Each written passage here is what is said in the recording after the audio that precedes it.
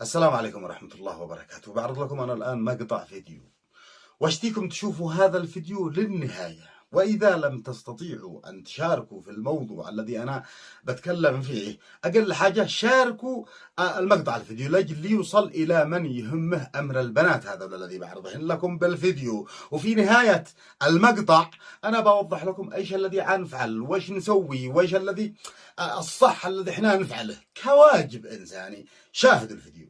ايش قصة البنات هذولا؟ اسمع القصة منك. هذه غرفة الاستقبال. هذا غرفة الاستقبال.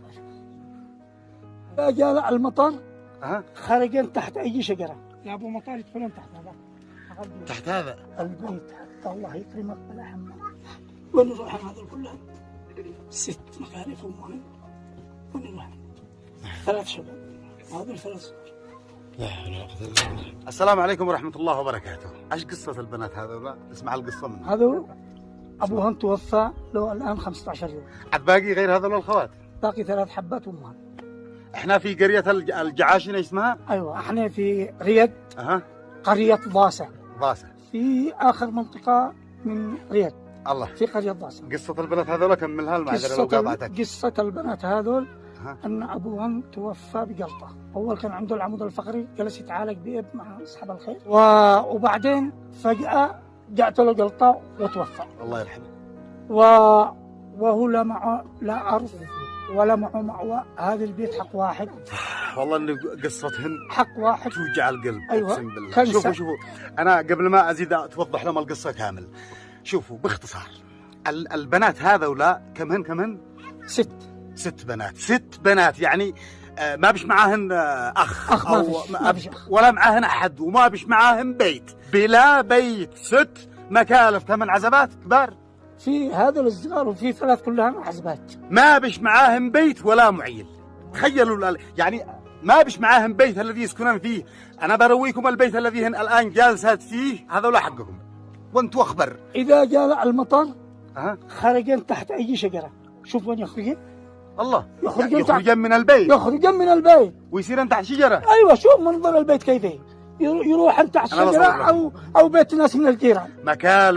مكالف وما بش معاهن أخ أو معيل الذي يوبه لهن. ومن بيصرف عليهم مثلا. الآن عادوا له 15 يوم الناس يواصلوها. عاد أبوها من يوم مات له 15 يعني عادوا من يوم مات له 15 يوم. 15 يوم. وشاطي يسقي. راح يحمل الخشبة الواحد وطحوا الخشبة. راح عنده 3 فقرات. أخذوا ناس لائب يعالجوا عندهم هناك. جلس يمكن شهر تقريبا، وفجأة جاءت له جلطة وانتهى. اسم القرية؟ هذه ريد. الله يا أصحاب ريد. الجعاشة. كما حقكم اسمه محمد أحمد منصور الشيخ الله يرحمه. جلس يرويني اليوم أفعالكم الطيبة. أقسم بالله أننا قريت الأسماء حق فعلكم الخيري بالتلفون، وأنا بين أشوفه 200 سعودي 300 سعودي 100 سعودي 50 سعودي 200 سعودي. هذا أجر كبير الذي بتفعلوه للحالات. أنا سمعت عنكم كلام طيب. بطلع دحين أصور البيت وأصور لكم كيف حالتهم أنتم يا أصحاب القرية، تعرفوا كيف البيت وتعرفوا بالحالة وكيف كان حال الأب وكيف حال المكالف الذي لا حول لهن ولا قوة. الآن به معهم بنات عزبات. أنتم فاهمين إيش معنات بنات؟ شباب فاهمين إيش معنات أطفال؟ المدارس، الملابس، الأكل، الشرب، البيت قد وعيسقط فوقهم وما هوش حقهم. لو كان حقهم كنا نقول نرممه، لكن حق الناس. والآن في واحد تقول لي إنه تبرع أنت الذي تبرعت في المكان. بالأرض. الأرض جاهزة. بقي الذي نجمعها يبني لهم بيت. فكم تسوى لما تبني لهذا ولا البنات بيت؟ بنات ما بش حتى شاب فيهن. الآن احنا نقوم نصور لكم كيف البيت. باقي حاجة تقولها ولا شيء؟ البيت حتى الله يكرمك بلا حمام. البيت بلا حمام. الله يكرمكم. بلا حمام. وهذه واحدة يعني. تدخلك الآن تشوف البيت. لحظة شوف بس. أنا ما أدخلش في مواضع من هذه إلا والله العظيم من قلبي عيقرح. أقسم بالله تستطيع تعيش ببيت بلا حمام؟ على ما أقول لكم أنا ما أدخل في مواضع مثل هذه إلا وفيها أجر، إلا وفيها بمكانها الصح. لما يكون بنات وشباب وبلا حمام، كيف العيشة؟ كيف ايش من عيشة هذه؟ ولا جاء مطر خارجين برا. ولا جاء مطر مثلا، لو جاء مطر في ليل يخرجين تحت شجرة. أنا بصور لكم الشجرة الذي يدخلين تحتها يحتمين من المطر. من البيت لا تسقط. وخايفين من البيت لا يسقط فوقهم. أيوة. لانه بيت قديم. انا بصور لكم دحين كيف البيت. انا برويكم دحين. يلا هي بسم الله. وهذا هو البيت. يلا هي ادخلي نصور بس نشوف كيف البيت. ادخلي يا استاذ تفضل.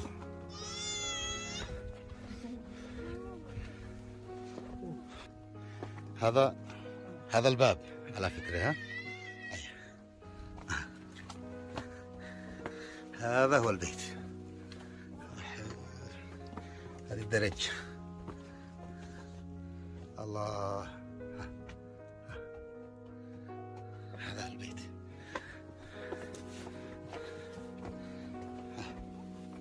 سلوا كيف الناس عايشين.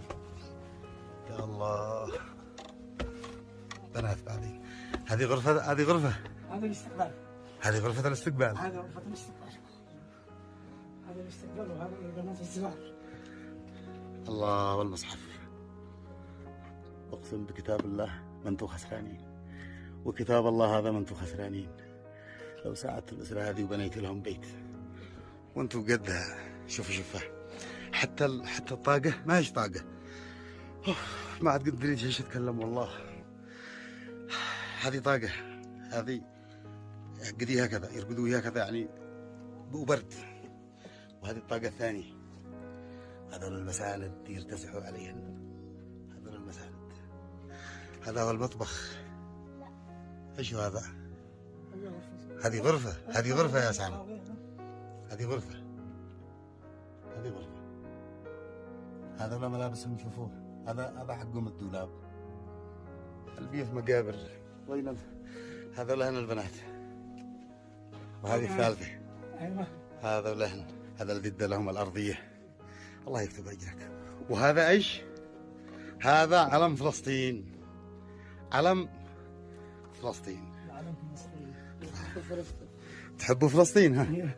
تحبي فلسطين؟ ها؟ ابشري بالخير ان شاء الله. ايوه. شوف الحياة. هذه الدرج يعني والله اني دقيت راسي هنا. شوفوا رفعت الدهان حق راسي.